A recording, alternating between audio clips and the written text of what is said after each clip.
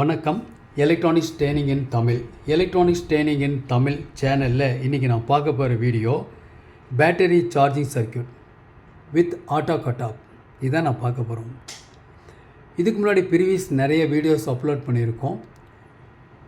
அந்த வீடியோவில் பர்டிகுலராக பாருங்கள், இந்த video simple battery charging circuits இது நடத்தியிருக்கோம். ஒருவேளை நியூ கமர்ஸ் யாராவது இந்த வீடியோ பார்க்குறவங்க இந்த வீடியோ பார்த்துட்டு வாங்க, ரொம்ப யூஸ்ஃபுல்லாக இருக்கும். ஓகேவா? தென் அடுத்தபடியாக அதே சேம் சர்க்யூட்டில் பேட்டரி சார்ஜிங் சர்க்யூட், அதில் பேட்டரி ஃபுல் ஆயிடுச்சு, கம்ப்ளீட் ஆயிடுச்சு, சார்ஜிங் ஃபுல் ஆயிடுச்சு அப்படின்னா ஒரு இண்டிகேட்டர் வேணும் இல்லையா? அந்த இண்டிகேட்டர் எப்படி ஃபங்க்ஷன் பண்ணுது அப்படிங்கிற பற்றி கொடுத்துருக்கோம். குறிப்பாக சீரிஸ் ரெகுலேட்டர், இந்த டிரான்சிஸ்டர்லாம் எப்படி ஒர்க் பண்ணுதுன்னு சொல்லியிருக்கேன். நியூ கமர் சார் அவசியம் இந்த வீடியோ பாருங்கள். இந்த வீடியோவில் நான் பேட்டரி சார்ஜிங் சர்க்யூட் நடத்துகிறேன் அப்படின்னு நினைக்கிறீங்க இல்லையா? அதே நேரத்தில் இதில் நிறைய ஒரு முக்கியமான இம்பார்ட்டன்ட் டிப்ஸ் எல்லாமே கொடுத்துருப்போம். ஒவ்வொரு வீடியோலையும் ஒரு டிப்ஸ் இருக்கும். ஓகேவா? அது ரொம்ப ரொம்ப முக்கியம். இதுதான் உங்களுக்கு ஃபியூச்சரில் ஒரு பவர் எலக்ட்ரானிக்ஸ் சர்க்யூட்டுக்குள்ளே உங்களைய ஒரு ஆளுமையை கொண்டு வரும். ஓகேவா? அதுக்காக தான் ஒவ்வொரு நாளும் ஒரு வீடியோ அப்லோட் பண்ணிகிட்ருக்கோம். இதற்கு அடுத்தபடியாக வந்த வீடியோவில் என்ன பண்ணிருக்கோன்னா பாருங்களேன், இது battery charging circuit with power off change over.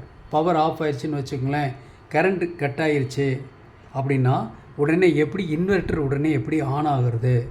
ஏன்னா இன்வெர்ட்டர் மேனுவலாக ஆன் பண்ணணும் இல்லையா? அது சங்கடம். அது எந்த டைமில் கரண்ட் போகுன்னே சொல்ல முடியாது. அந்த நேரத்தில் இன்வெர்ட்டர் ஆட்டோமேட்டிக்காக ஒர்க் பண்ணணும் அப்படிங்கிற சர்க்யூட் கொடுத்துருக்கேன். நியூ கமர்ஸ் யாராவது இந்த வீடியோக்குள்ளே வந்திருந்தீங்கன்னா இந்த வீடியோ பார்த்துட்டு வாங்க, ரொம்ப ரொம்ப யூஸ்ஃபுல்லாக இருக்கும். ஏற்கனவே சொன்ன மாதிரி ஒவ்வொரு வீடியோவிலுமே இந்த சர்க்யூட்னுடைய ஒர்க்கிங் பிரின்சிபல் எல்லாமே கொடுத்துருப்பேன். சர்க்யூட் தியரி ரொம்ப ரொம்ப முக்கியம். இதுதான் உங்களையே சர்வீஸ் பண்ண வைக்கும். ஓகேவா? சரி, இப்போ நான் பார்க்க போகிறது என்னென்னா இதே தான் சேம் சர்க்யூட். ஆனால் இதில் என்ன பண்ணியிருக்கோன்னா இதில் ஒரு வித்தியாசமான சர்க்யூட். இது பவர் சப்ளை, இங்கே சார்ஜிங் சர்க்யூட் கண்டிப்பாக இருக்கணும். ஒரு பவர் சப்ளை இருந்தால் தான் இந்த சார்ஜ் பண்ண முடியும். இந்த சார்ஜிங் சர்க்யூட் இருந்தால் தான் இந்த பேட்டரியை சார்ஜ் பண்ண முடியும். பேட்டரியை சார்ஜ் பண்ண முடியும். இதுதான் பேட்டரி, ரொம்ப முக்கியம். இதுதான் பேட்டரி. இது பேட்டரி. பேட்டரி எத்தனை வோல்ட்டாக வந்தால் இருக்கலாம். பெரும்பாலும் 12 வோல்ட் இல்லைன்னா 24 வோல்ட் இப்படி இருக்கும். ஆம்பியர் இருக்கும் இல்லையா? 10 ஆம்பியர்லேருந்து ஆரம்பித்து 250 ampere per H power H வரும் உங்களுக்கு. ஓகேவா? அது வரைக்கும் இருக்குது, பேட்டரி இருக்குது. ஸோ இதில் என்ன பண்ணுறோம், சார்ஜிங் பேட்டரி பண்ணுறோம். இந்த சார்ஜிங் பேட்டரியை கரெக்டாக போதுமான அளவுக்கு சார்ஜ் ஆயிடுச்சா இல்லையா அப்படின்னு சென்ஸ் பண்ணுறதுக்கு ஒரு சென்சார் சர்க்யூட் இருக்குது. அந்த சர்க்யூட்டில் LM358 அப்படிங்கிற ஒரு ஐசி யூஸ் பண்ணியிருக்கு. இந்த ஐசி தான் என்ன பண்ணும், முடிவு பண்ணும் பேட்டரி லோவா ஹையா அப்படின்னு முடிவு பண்ணும். இப்போது லோவாக இருந்துச்சு அப்படின்னா இந்த பஸ்ஸர் உடனே ஒர்க் பண்ண ஆரம்பிச்சிடும். கூடவே ரெட் இண்டிகேட்டர் வேலை செய்ய ஆரம்பிச்சிடும்.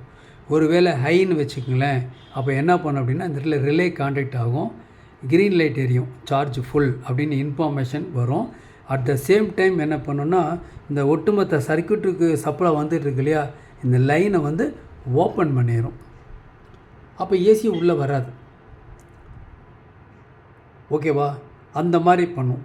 பேட்ரி மறுபடியும் டவுன் ஆகிடுச்சின்னு வச்சுங்களேன், அப்போ சார்ஜ் ஏறணும் இல்லையா? அப்போ இந்த ரிலே ஒர்க் பண்ணி ஏசி லைனை கனெக்ட் பண்ணும். இந்த மாதிரி வித்தியாசமான சர்க்யூட்லாம் நிறைய இருக்குது. யூபிஎஸ் இன்வெர்ட்டர் இதிலெல்லாம் இருக்குது. நம்ம இப்போ தான் ப்ரைமரி ஸ்டேஜ், இப்போ நம்ம பிகினர்ஸ், நியூ கமர்ஸ் இன் எலக்ட்ரானிக்ஸ் இல்லையா? அதில் வந்துட்டுருக்கோம். இப்போ இந்த சர்க்யூட்டை பார்க்க போகிறோம். இந்த சர்க்யூட் பார்க்க போகிறோம்னா இந்த பவர் சப்ளை பற்றி உங்களுக்கு தெரியணும், சார்ஜிங் சர்க்யூட்டை பற்றி தெரியணும், பேட்டரியோட கேரக்டரிஸ்டிக்ஸ் பற்றி தெரியணும், இந்த சென்சார் LM358 எப்படி ஒர்க் பண்ணுதுன்னு தெரியணும், அது எப்படி உங்களுக்கு அவுட்புட்டில் வருது அப்படிங்கிற பற்றிய டீட்டெயில்ஸ்லாம் தெரியணும். இந்த ரிலேவோட கான்டாக்ட் ஒர்க்ஸ் பிரின்சிபல்லாம் தெரியணும். அப்போ தான் நம்ம ஒரு சர்வீஸ் பண்ண முடியும். எலக்ட்ரானிக்ஸ் ட்ரெயினிங் இன் தமிழ் சேனல் மூலிமா ஆன்லைன் ட்ரைனிங் கொடுத்துட்ருக்கோம். நீங்களும் ஒரு சர்வீஸ் இன்ஜினியராக ஆகணும் அப்படின்னா ஆன்லைன் ட்ரைனிங்கில் ஜாயின் பண்ணுங்கள். யார் வேணாலும் ஜாயின் பண்ணலாம். வயது வித்தியாசம் இல்லை, ஆண் பெண் வித்தியாசம் இல்லை. ஓகேங்களா? இன்ட்ரெஸ்ட் இருக்கணும். இன்ட்ரெஸ்ட் இருந்தால் போதும் ஒரு சர்வீஸ் இன்ஜினியராக வர முடியும். எலக்ட்ரானிக்ஸ் சம்மந்தப்பட்ட எந்த ஒரு சப்ஜெக்ட்லேயுமே உங்களுக்காக ஆயிரக்கணக்கான வீடியோஸ் அப்லோட் பண்ணியிருக்கேன். நீங்கள் சர்வீஸ் இன்ஜினியராக வரணும், அப்கிரேட் ஆகணும், அப்கிரேட் ஆகியும் நம்பிக்கை இருக்குது. அதனால் யார் வேணாலும் இந்த ஃபீல்டுக்குள்ளே வரலாம். ஓகே, ஏன்னா நம்ம காம்பனன்ட்ஸ் எதையும் தயாரிக்க போகிறதில்ல. சர்க்யூட் கனெக்ஷனை கரெக்டாக இருக்கான்னு செக் பண்ண போகிறோம், கனெக்ஷன் இல்லைன்னா கொடுக்க போகிறோம். ஒரு காம்பனண்ட் ஃபெயிலியர்னால் அந்த காம்பனண்ட்டை நமக்கு ரீப்ளேஸ் பண்ண தெரியணும் ப்ராப்பராக. ரீப்ளேஸ் பண்ணுறதுக்கு முன்னாடி இந்த காம்பனண்ட்ஸ் கூடிய ஒர்க்கிங் பிரின்சிபல்லாம் தெரியணும். இதெல்லாம் எப்படி தெரிஞ்சுக்கணும் அப்படின்னா, நீங்கள் சிம்பிளாக ஒரு ப்ராஜெக்ட் மேக் பண்ண தான் தெரிஞ்சுக்க முடியும். ஓகேவா? நீங்கள் என்ன படிச்சிருந்தாலும் எந்த அளவுக்கு ப்ராஜெக்ட் மேக் பண்ணியிருக்கீங்களோ அதுதான் உங்களையே ஃபீல்டுக்குள்ளே கொண்டு வரும். ஏன்னா அப்போ தான் நிறைய சந்தேகம் வரும், டவுட் வரும். அப்போ டவுட் வர்றப்போ அதெல்லாம் கிளாரிஃபை பண்ணுறதுக்கு ஒருத்தர் வேணும். அப்போ ப்ராப்பராக ஒரு இன்ஸ்டியூஷனில் படித்தா மட்டும்தான் நீங்கள் அந்த ஃபீல்டுக்குள்ளே வர முடியும். நாம் இண்டிவிஜுவலாக பண்ணுறது ரொம்ப கஷ்டம். ஓரளவுக்கு மேலே எதுவுமே தெரியாது. கம்ப்ளீட்டாக தெரியலினாலும் நீங்கள் எதுவுமே சர்வீஸ் பண்ண முடியாது. ஓகேவா? ஒரு காலத்தில் போர்டெல்லாம் மாற்றிட்டு இருந்தாங்க எல்லா சர்க்யூட்லேயுமே. அப்போ ஈஸியாக இருந்துச்சு. இப்போ அப்படி இல்லை. கண்டிப்பாக ட்ரபுள் ஷூட்டிங் பண்ணினா தான் நீங்கள் சர்வீஸ் பண்ண முடியும், இல்லைன்னா பண்ண முடியாது. ஓகே, சரி. விருப்பம் உள்ளவங்க ஆன்லைன் ட்ரைனிங்கில் ஜாயின் பண்ணிக்கலாம். மிக குறைஞ்ச பயிற்சி கட்டணம். என்னுடைய வாட்ஸ்அப் நம்பர் கால் பண்ணுங்கள், நான் உங்களுக்கு டீட்டெயில்ஸ் கொடுக்குறேன். ஸோ இது வந்து பிளாக் டயக்ராம். ஓகே, இது ஃபஸ்ட்டு நம்ம என்ன பார்க்கலாம், பவர் சப்ளை அப்படிங்கிறது பொதுவாக உங்களுக்கு தெரியும் இல்லையா? ஒரு மெயின்ஸ் கார்டு, ஒரு transformer, primary, secondary, full rectifier, இவ்வளோ இதோடு முடிஞ்சிச்சு, அவ்வளோதான். ஒரு ஃபில்டர் சர்க்யூட்டுக்கு கெப்பாசிட்டர், இதான் பவர் சப்ளை. இந்த பவர் சப்ளையை இந்த LM317 அப்படின்னு யூஸ் பண்ண ஒரு சார்ஜிங் சர்க்யூட்டுக்குள்ளே கொடுக்குறோம். இதை கொடுத்தோன்னே என்ன ஆகும் அப்படின்னா, இது நமக்கு எவ்வளோ வோல்ட் வேணுமோ நம்ம இதில் அட்ஜஸ்ட் பண்ணிக்கலாம். இது ஒரு ரெகுலேட்டர். வேரியபிள் ரெகுலேட்டராக வேணாலும் இந்த ஐசி யூஸ் பண்ணிக்கலாம், ஃபிக்ஸட் ரெகுலேட்டராக வேணாலும் இந்த ஐசி யூஸ் பண்ணிக்கலாம். ஓகே, அப்போது இந்த ஐசி பற்றிய ஒர்க்கிங் பிரின்சிபல்லாம் தெரியணும். தெரிஞ்சதுன்னா ஈஸி. ஏன்னா இதுதான் உங்களுக்கு இந்த பேட்டரியை சார்ஜ் பண்ண வைக்கும். இது வந்து சென்சார் சர்க்யூட், அப்புறம் பார்த்துக்கலாம்.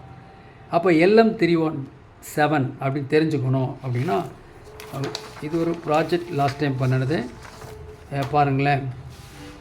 இதான் சர்க்யூட்டு. இந்த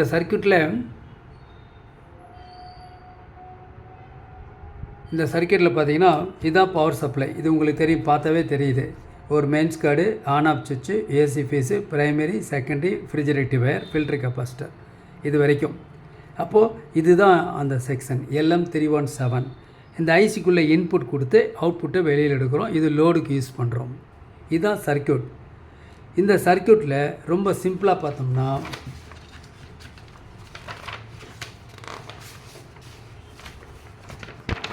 பாருங்கள், இது ஒரு சர்க்யூட். இதுதான் இப்போது LM317. இது வந்து பேக்கேஜுடைய நம்பர் கொடுத்துருக்கு. பார்த்தா ரெகுலேட்டர் ஐசி மாதிரியே இருக்கும்.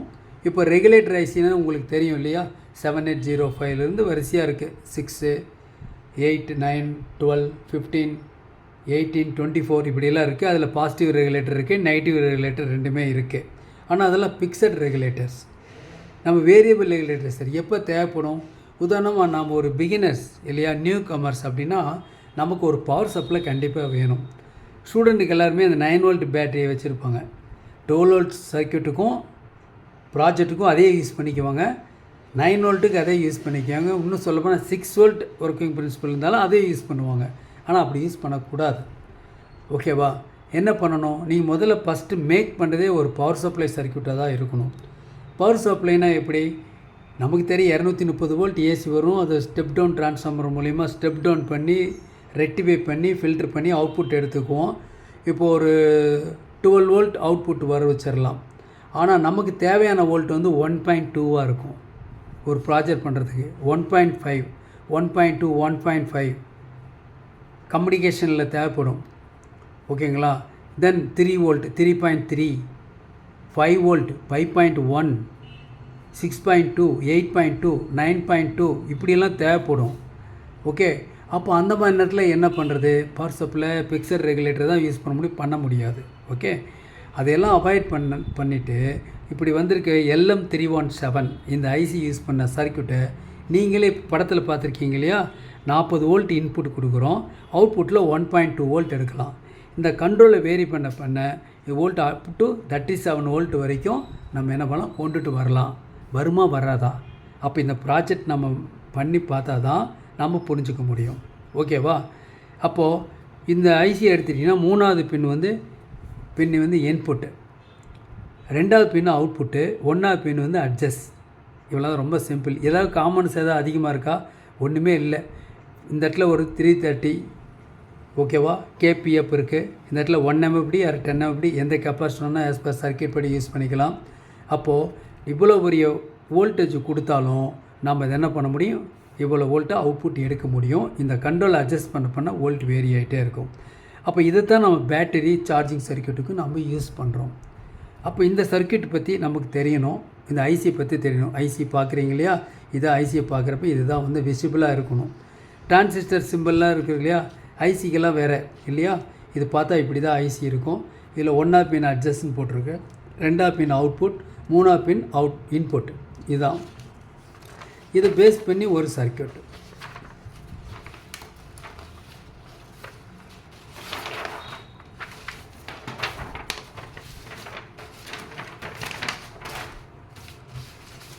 ஓகே,